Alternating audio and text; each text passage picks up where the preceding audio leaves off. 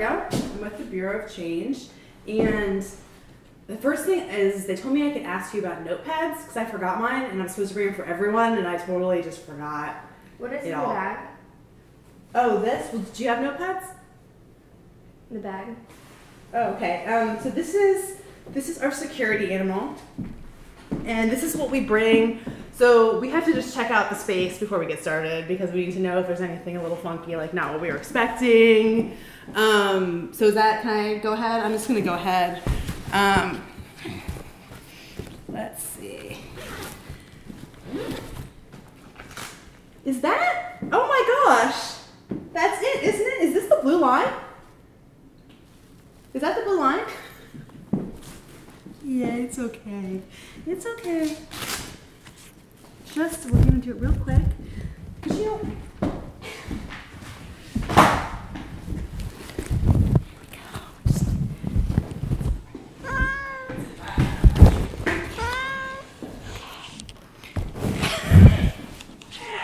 yeah, it's okay. We've never done this in Korea before. So, this is his heart monitor, right here. We thought we should get a little extra. No, I need you to check over here. Right here. Check it out. Oh, I forgot the treats. I totally forgot the treats. This is why he's not, I'm sorry. I forgot the treats. Okay. Go ahead. Go ahead. Let's go. Okay. I think, what's that? Check this. Check that. That's fine. Okay. It's fine. It's a good thing. I knew he was going to be a little worried about being here.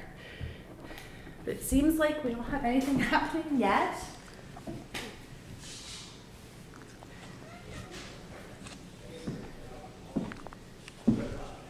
Okay. Yeah, it's totally cool. Thank you so much for letting me do that.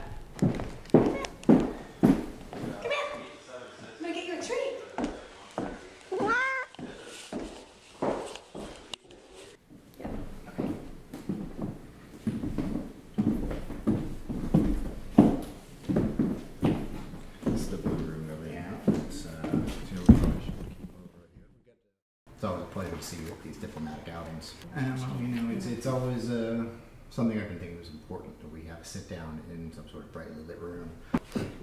Picture? Picture? We should shake hands. Something to keep in mind. So, done?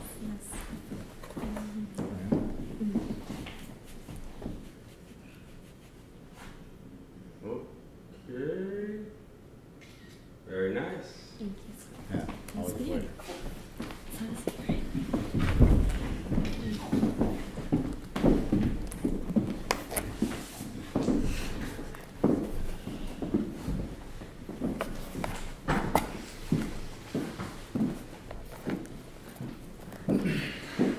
Well, thank you for having us. We're glad that you're here. Do you know one of the most eye-catching things about North Korea is? Well, there's so many things to admire. Is it the majestic mountains? Or, No. It's the hair. The hair. It's got a very simplistic vintage style to it that catches my attention.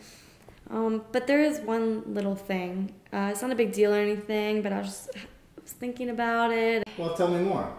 It's just that it lacks a certain something. Don't get me wrong, I mean, I think that the government has done a great job of its approved hairstyles, but I just think that it needs something a little more sophisticated to complement contemporary styles in hair. Well, I suppose it has been several decades since the original hairstyles have been approved by the government. It may be time for an assessment as to whether or not a revision is in order. Exactly. Just a little update, you know? If you don't let people speak with their hair, well, you know, they'll speak with their mouths, if you know what I mean. Well, that's something I hadn't considered, and a worthwhile observation. Food for thought.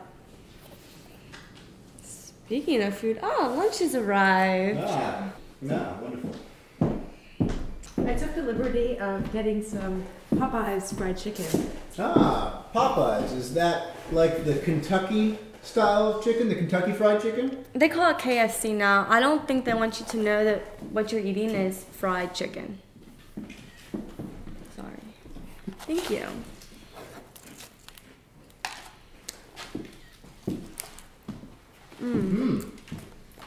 Quite good. I've always enjoyed the Kentucky style chicken. I apologize. I will now only speak of it in the correct Dig terms. in, it's delicious. Do many North Koreans like fried chicken? Well, there's not a lot of fried chicken. There's a popular fast food place in Pyongyang, and in the rural areas, there are places where you can, in fact, bring a chicken and someone will fry it for you. Although that's often caused accidents and circumstances in which a house was burned down recently. So we've tried to discourage that sort of practice. So such accidents don't occur. So, I mean, even with the recurring famine going on, you're able to Well, let's be sure to be specific in the issues here. It is not a famine, and in any event, it's more important for us to note that it's not food that provides the sustenance of a people. Just like with the attractive piglet physique of our leader, it comes not from the Kentucky style of chicken. It comes from the sustenance provided to him by his people. Oh, right. Well, many of our countrymen's attractive little physiques are really because of this tasty food. But perhaps we have too much of it, and you seem to be lacking in food sustenance. Perhaps you can benefit from it if we were to share our chicken with you.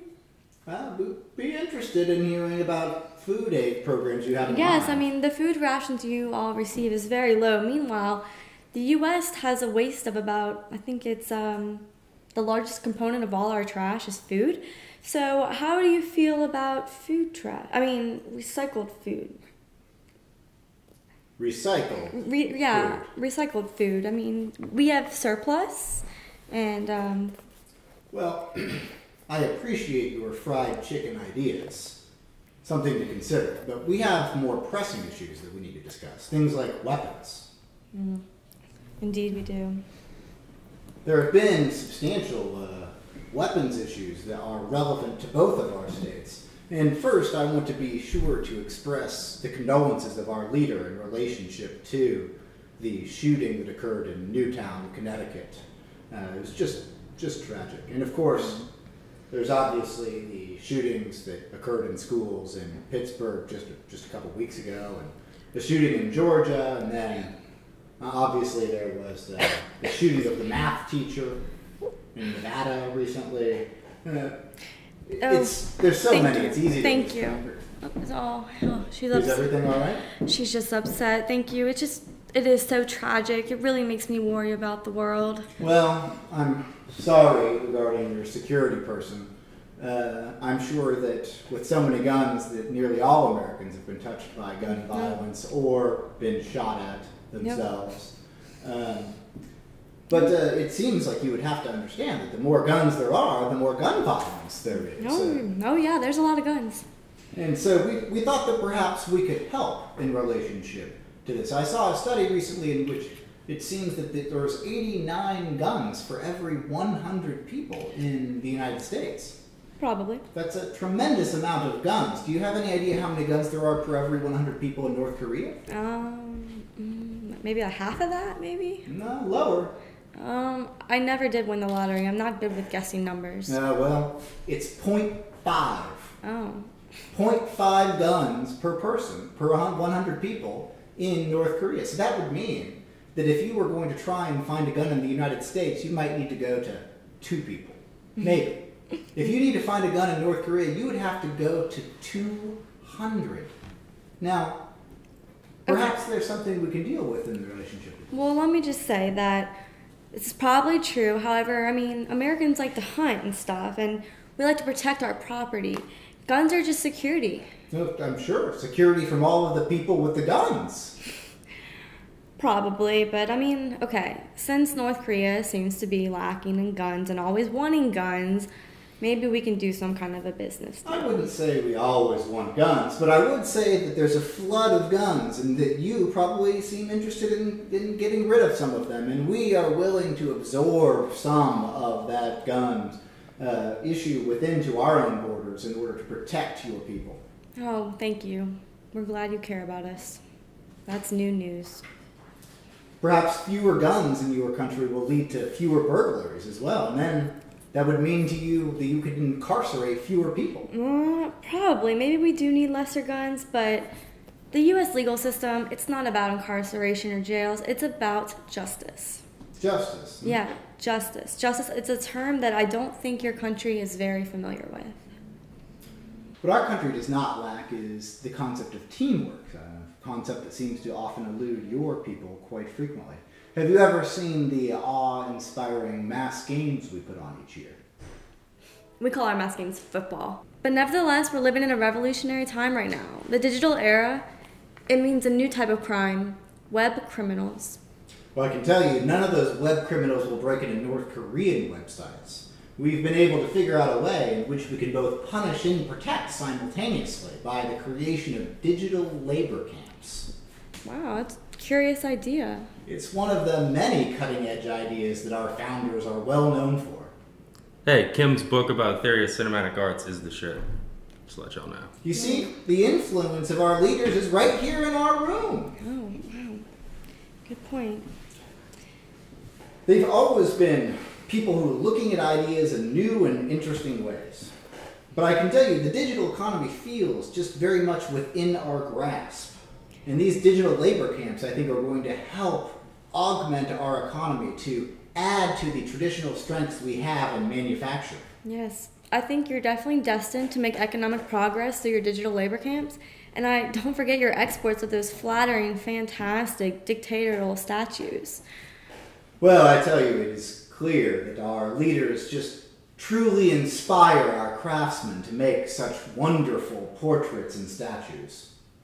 Just imagine all of the stories, all of the facts that underlie these great leaders. So just taking Kim Jong Il as an example, when he was born, the seasons instantly changed that day from winter to spring. Wow, interesting. Tell me more. Well, upon his birth, the soldiers went and spread the news of his birth by inscribing it in trees around the land. And it just mirrors the fact of all of the tremendous things his father accomplished. Kim Il-sung. Wow, Kim sure. Il-sung. Upon his birth, the soldiers spread the news by inscribing it on the trees throughout the land. It mirrors the tremendous accomplishments of his father, Kim Il-sung, the sun, whose holiday, the Day of the Sun, is the most important holiday within the Korean calendar. Sure, I get that. I mean, we have President's Day and the 4th of July, which we celebrate with many, many explosions. Well, I, with all due respect to your presidents, they cannot possibly compare to our eternal president. He defeated 200 Japanese soldiers single-handedly.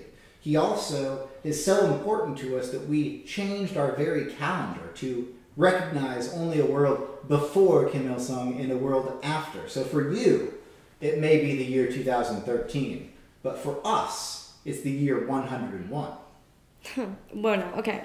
George Washington never told a lie, period. He chopped down a cherry tree, and his father asked him about it. You think he lied? No, because the man is incapable of lying.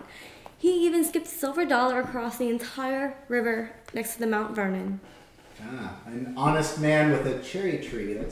That's quite charming. You know, your story about the silver dollar across the river does remind me a bit of the younger days of our Kim Jong Il, the dear leader. He learned how to talk within 8 weeks. He could, in fact, walk within 9 weeks. He went to university, and while at university, wrote 1,500 books, and also 6 operas. Many critics have called those 6 operas the best operas that have ever been written of all time. Almost everyone I know has mastered how to walk and talk. But my point is that when the Pilgrims landed at Plymouth Rock for that very first festive Thanksgiving with the locals, ever since then, we have been charitable and responsible to all the inhabitants of the land. Yes, an act by the indigenous people for which the settlers, I understand, were forever grateful. Yes, I think we need a break.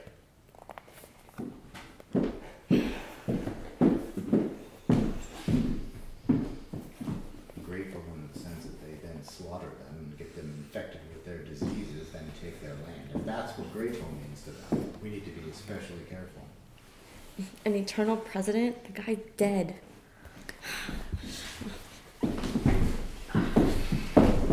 They make it sleep here one on one. How's it going? Really? Do you think anything's gonna come out of this? I think there's potential, but I mean, it's only potential if we benefit from it too.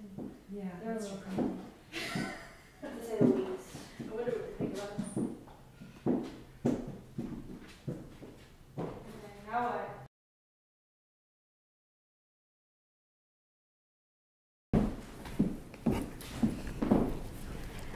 Here we go again.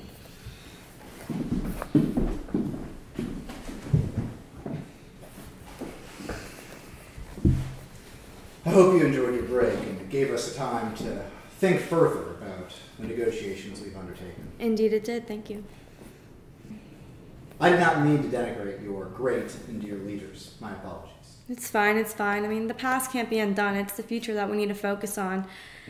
It's really dependent upon our environment, too. Surely there must be some type of collaborative effort you and I could engage in that would benefit both of our interests and the Earth simultaneously.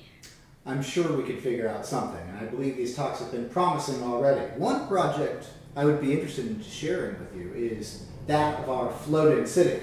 Oh. We are intending to build tremendous international goodwill by providing the suffering people of the world with an opportunity to experience a genuine North Korean experience within the contours of that floating ship city.